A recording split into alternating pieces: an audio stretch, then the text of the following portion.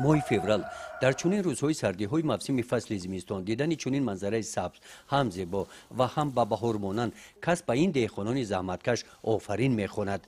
در این گرمخانه در این قوطی های سلوفانی این یال های پومیدور و بادرینگ از تخمی پرورش یافتند. در خواجگی دهقانی به نام فیضلو این دهقانان مدت یک چند سال باز از چنین تجربه استفاده می نمایند.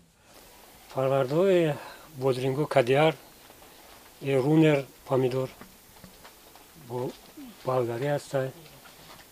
عثمان مثلا اینها رو ششی. طور کارمندان گرمخانه گفتند در محیط این گرمخانه با رعایت قاعده‌های صحوی پرورش نال‌ها را برآمدند. در برابر آنکه در هوای سرد فصل زمستان داخل گرمخانه را با معیار معین گرمی تامین نمایند، همچنین هر یک نهال را با غذاهای طبیعی تامین می‌نمایند.